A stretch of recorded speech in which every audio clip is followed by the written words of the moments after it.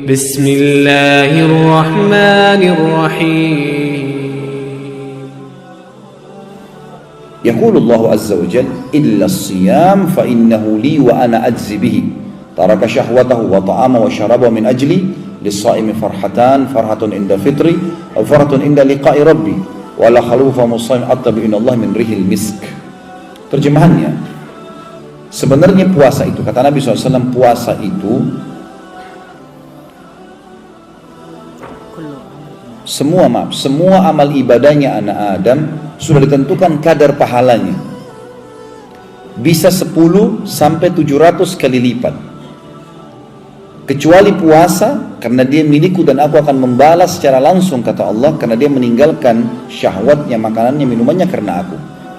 Apa makna di sini teman-teman sekalian? Semua amal ibadah anak Adam, sholatnya, bakti sama orang tuanya, haji, jihadnya, sudah ditentukan kadar pahalanya 10 sampai 700 kali lipat. Artinya beda pahalanya antara orang, misal antum mau sedekah, keluar dari rumah, membawa uang, kalau di Indonesia saya bahasakan, mungkin di sini real, rupiah misalnya, kita ambil uang yang paling besar, 100.000, uang yang paling bersih, bahkan tidak ada leceknya sedikit pun, kemudian kita taruh di kantong kita di sebelah kanan, niat untuk sedekahkan. Dengan uang yang sudah lecek atau sudah agak tua ditaruh kantong kiri untuk kita belanja. Ini beda pahalanya dengan orang yang uangnya tercampur. Kalau ada orang miskin yang minta, dia tinggal tarik, mau lecek, mau baru, mau tua, dikasih aja, tanpa juga melihat nilainya besar atau kecil. Akan beda pahala. Ada kemasan yang positif di sini. Beda pahalanya antara orang yang terbangun tengah malam jam 3, lalu dia sholat tahajud tanpa diprogramkan. Beda dengan orang yang dari sebelum tidur sudah niat mau sholat malam, sudah bunyikan jam beker, pada saat bangun juga sebelum tidur dia sudah siapkan sejadah dengan dibubui minyak wangi. Mungkin kalau akhwat kita mau kenahnya dengan bersih, ikhwat kita kopiahnya dengan bajunya bersih. Seperti Abu Hanifah rahimahullah, setiap malam kalau mau sholat tahajud beliau selalu pakai baju baru, setiap hari baju baru rahimahullah. Jadi karena ingin bertemu dengan Allah. Seperti kalau kita ketemu dengan raja atau presiden, kita akan pilih baju yang terbaik. Maka ini dilakukan oleh Abu Hanifah rahimahullah. Maka dia berusaha untuk menggunakan pakaian yang terbaiknya. Kemudian mungkin sebelum dia sholat malam, dia mandi dulu, dia minum teh hangat. Maka beda pahalanya orang yang mengemas ini dengan orang yang begitu saja mengerjakan ibadah. Makanya ibadah itu bisa 10 sampai 700 kali lipat tergantung kadar niat dia dan bagaimana dia mengemas sebaik mungkin ibadah itu. Kecuali puasa di atas 700 kali lipat. Karena kata Nabi SAW, kecuali puasa, karena Allah berfirman, dia milikku dan aku akan membalas langsung, sebab dia meninggalkan syahwatnya, makanan, minuman karena aku. Lalu Allah berkata, untuk orang puasa aku janjikan 2 kegembiraan, pada saat dia buka puasa dan pada saat dia bertemu dengan Tuhannya Allah. Apa makna di sini kegembiraan pada saat buka puasa, teman-teman? Ulama hadis mengatakan ada 3 makna di sini. Yang pertama, gembira karena haus dan laparnya hilang. Ini sudah umum. Yang kedua, kegembiraan yang didapatkan adalah karena dia berhasil mengalahkan syaitan yang dari sebelum sahur sampai menjelang buka puasa berapa detik menggoda dia untuk mengurangi kadar pahala atau membatalkan puasanya. Begitu dia azan maghrib, dia berarti dia sudah menang. Seperti orang kalau lomba lari sudah sampai garis finish, musuhnya nggak bisa buat apa-apa lagi. Ini kegembiraan pada saat buka puasa.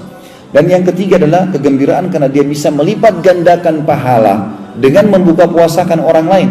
Sebagaimana akan kita jelaskan nanti. Itu kegembiraan. Jadi satu hari kita bisa dapat pahala 50 pahala puasa, 100 pahala puasa, 1.000.000 pahala puasa, tergantung antum mau berapa banyak. Tinggal buka puasakan orang. Ya, gitu. Maka kita akan panen pahala. Maka pada saat buka puasa kita akan gembira di sini orang-orang beriman karena dia akan panen pahala dia dan pahala orang yang dibuka puasakan. Sementara kegembiraan yang kedua adalah pada saat bertemu dengan Allah, artinya dia akan masuk dalam surga.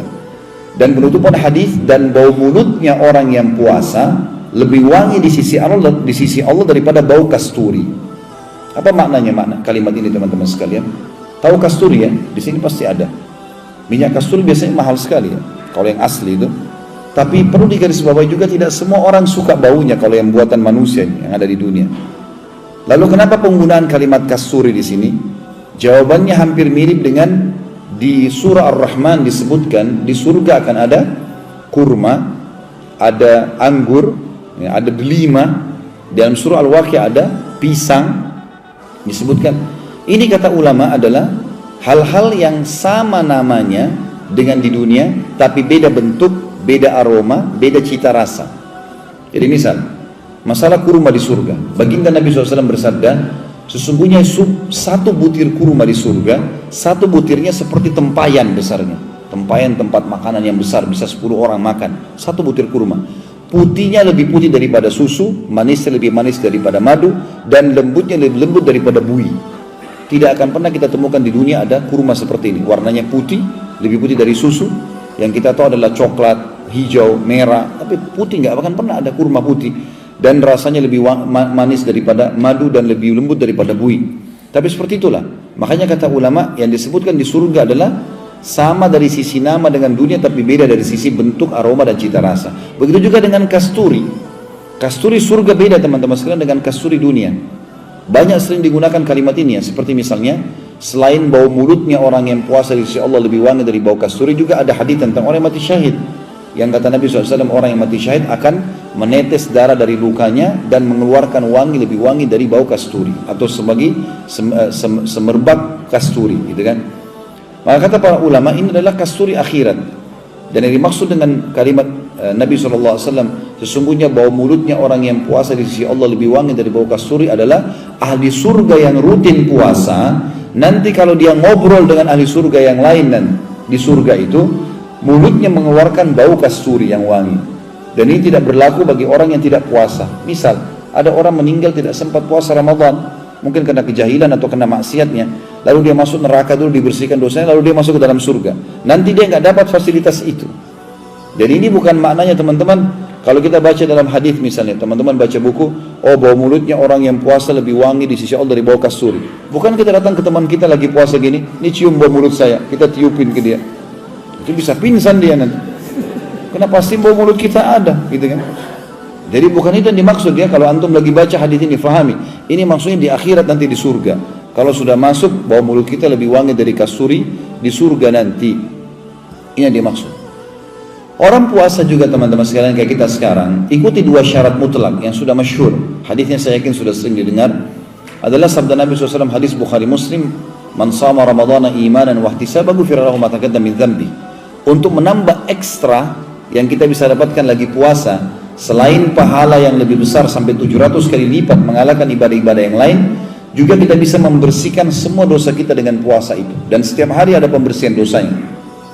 Sebagaimana sabda Nabi SAW, siapa yang berpuasa Ramadan karena keimanan dan mengharapkan pahalanya, 2 syarat, maka dibersihkan dosa-dosanya yang lalu.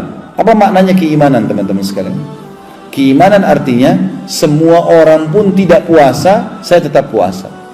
Nggak ada urusannya antara saya sama Allah. Itu makna keimanan. Jadi bukan puasa karena nggak enak sama teman, nggak enak sama atasan, nggak enak sama pasangan hidup, nggak enak sama lingkungan, nggak. Memang karena Allah. Itu keimanan. Siapa yang berpuasa karena keimanan, yakin ini perintah Allah dan mengharapkan pahalanya, maka dibersihkan dosa-dosanya yang telah lalu. Puasa ini teman-teman harus diikutkan seluruh anggota tubuh kita puasa. Kalau tidak bisa sia-sia puasa kita. Mata harus puasa, telinga harus puasa, tangan puasa, kemaluan puasa, kaki puasa, semua puasa ini. Jadi bukan cuma perut saja dengan tenggorokan. Misal contoh sabda Nabi SAW dalam sebuah hadis sahih riwayat Bukhari, man